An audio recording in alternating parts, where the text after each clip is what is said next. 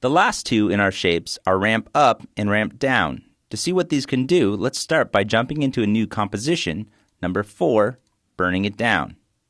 Now here we'll investigate a very common question when using range selectors. First, let's use our shortcut keys to get rid of the panels for character and paragraph. Next, I'll select the text that I want to add the animator to, and let's open it up so we can apply our animator. Down at the very bottom of all of the parameters I can animate is the option for blur. Now, we know that we can add a blur effect to blur any layer, but what this allows us to do is blur specific characters on a character-by-character basis using a range selector. This allows us to use a blur animation for the characters as they write out the phrase. We'll change our blur value from 0 to 15. Then, selecting just our range selector, we'll drag our handles in so we're only looking at a portion of the text in the middle. We'll add some properties to our animator, first adding scale, then add the property for opacity. We'll change the scale by simply clicking and dragging it.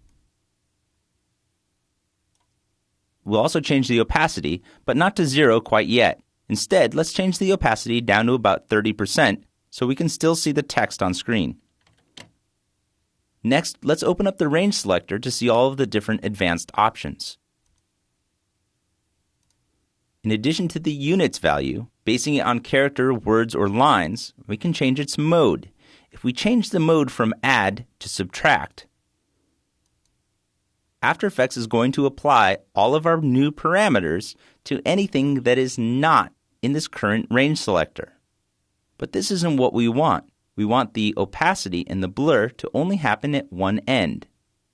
If we change this back to add, we can see again that the effect is only happening inside our range selector. If we open up the shape, we can either change this to ramp up or ramp down. We'll choose ramp up. Here we can see that After Effects is ramping up the parameters from 0, the beginning of our range selector, all the way to 100, the end of our range selector. After the end of our range selector, all of our parameters have been ramped up, and they continue to persist for the rest of the phrase. At this point, we can change our opacity value from 30 down to 0. Next, let's go up to the offset value for our range selector.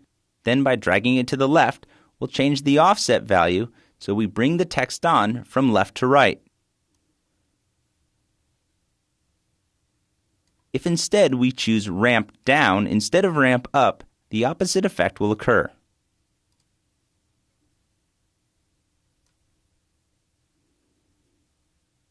By placing our offset back near its original position, we can see that every new parameter that we've applied to our text now affects the phrase.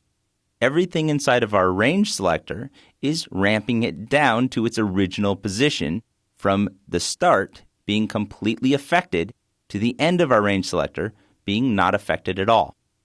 Let's change this back to ramp up.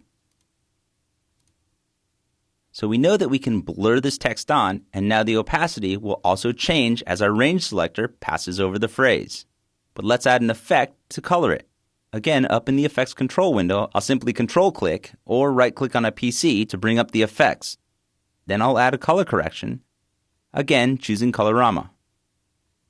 I need to change the input phase so that it gets the phase from the alpha channel, then change the output cycle.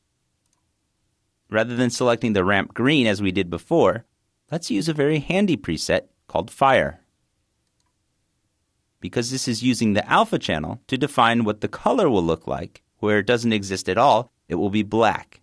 Every other point on this color wheel will define the gradient in between. We'll twirl all the parameters for this effect up, then twirl the parameters up for our layer as well.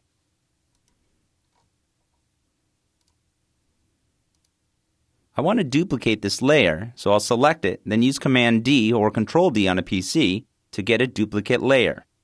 Temporarily, I'm going to turn off the first layer, layer number 2. The duplicate I'll rename to Fire. In order to make this look a little more fiery, rather than simply glowing red text, I'm going to use a displacement map. So, Control-click or right-click on the gray area in the Effects Control panel, then bring up the distortion family and select Displacement Map. By default, it's going to select itself to displace by. And also by default, it's going to use the red and green channels to displace those pixels on this layer. But if we open up the shy layers, you'll see that there's an animation called Smoke Animation. I can target that layer in this plugin by changing the pull down from layer number 1, Fire, to number 3, the Smoke Animation movie. If we take a look at the smoke animation by double-clicking it, we can see it's just some fractal noise that animates over time with a simple rotation.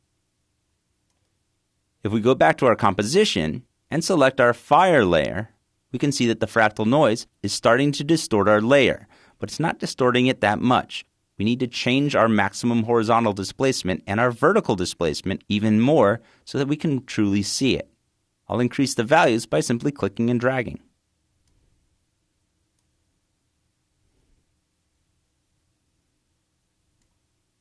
If I change the displacement map from center map to stretch map to fit, it'll make sure that the map now fits the size of my composition. I'll change my maximum horizontal displacement even more to move those pixels over to the right. Because the animation of the smoke moves, as I scrub through the timeline, I can see that those moving pixels are going to change the displacement map for the text. If I open up the layer and reveal the animator in the range selector, we can take another look at the advanced parameters for the range selector on this Fire layer. Here in the advanced controls for this layer, if I change my mode from Add to Subtract, I'll get a much different animation than if I were to only look at those characters inside. The reason is that I'm still using my ramp up value. Let's change this back to Add. If we change our shape value from ramp up to ramp down, or from ramp down to smooth, we can see that the look of the Fire is also changed by the shape of our range selector. We'll turn this back to ramp up, and then close the parameters for the advanced features. What we need to do next is set an animation that allows us to bring on our text by animating the range selector. Because I want to link the offset, I'll do this by animating the offset for the text, which is layer 2. But I also want to link the offset of our Fire layer to that offset animation. To do that, I'll simply hold down the Option key, then click on the stopwatch for offset to create an expression. I'll click Enter to accept that, then go down to the range selector parameters for layer number 2.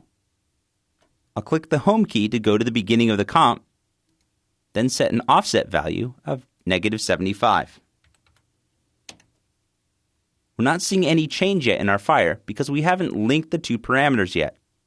If I move out to 1 second, then change the offset value to 100%, setting a keyframe at this time. However, we still can't see the text because the visibility is turned off for this layer.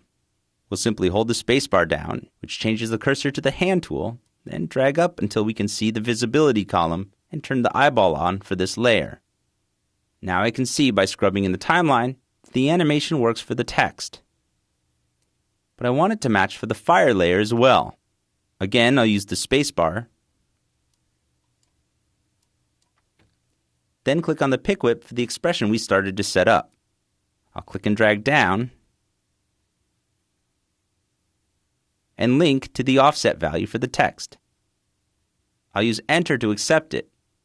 Now the last thing I see are some small black pixels around the edge of the Fire layer. To get rid of those, I'll change the mode for this layer from Normal to Add. The last thing I want to do to clean up this Fire is to get rid of the white part where it covers over my text. So in my range selector's advanced properties, I'll change it from ramp up to smooth, and from the Add mode to Subtract mode. A quick grand preview shows something that you might be able to achieve by using the advanced features of the range selector.